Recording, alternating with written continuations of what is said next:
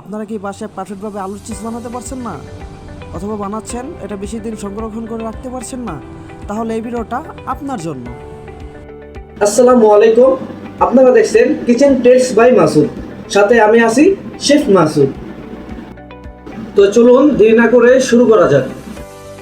তো আপনারা দেখতেই পাচ্ছেন আলুটা ভালো করে ধুয়ে স্লাইস করে কেটে নিয়েছি। এখন আমরা আলুটা একটা পরিষ্কার কাপড়ের মধ্যে ভালো করে রাখবো।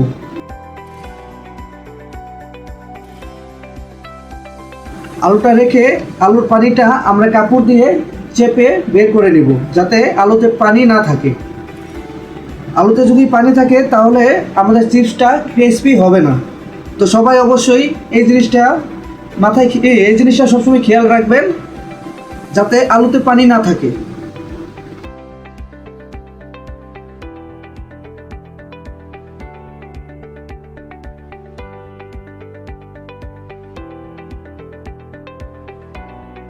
তো আপনারা দেখতেই পাচ্ছেন আলু থেকে আমরা পানিটা শুকিয়ে নিয়েছি।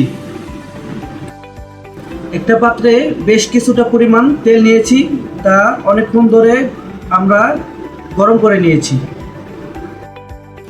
যে আলুটা আমরা শুকিয়ে নিয়েছিলাম এখন তা আমরা তেলে দিয়ে দেব ফ্রাই করার জন্য।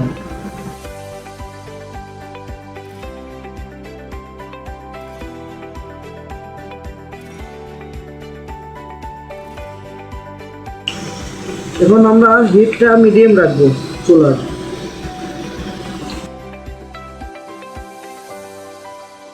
আমরা চিপসটা একটু তেলের মধ্যে হালকা নেড়ে নিব।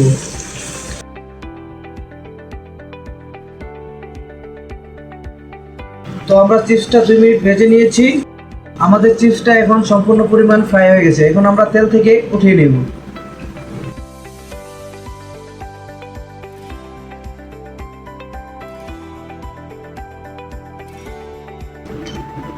তো আপনারা দেখতেই পাচ্ছেন আমাদের চিপসটা কত মচমচে হয়েছে।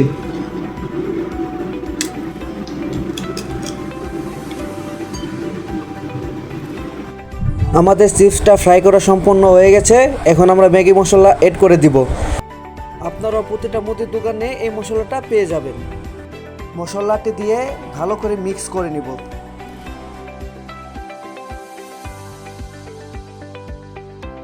তো এভাবে তৈরি করে নিতে পারেন আপনারা বাসায় অতি সহজেই আলু দিয়ে চিপস, যা সংরক্ষণ করে অনেক দিন পর্যন্ত আপনারা রেখে খেতে পারবেন।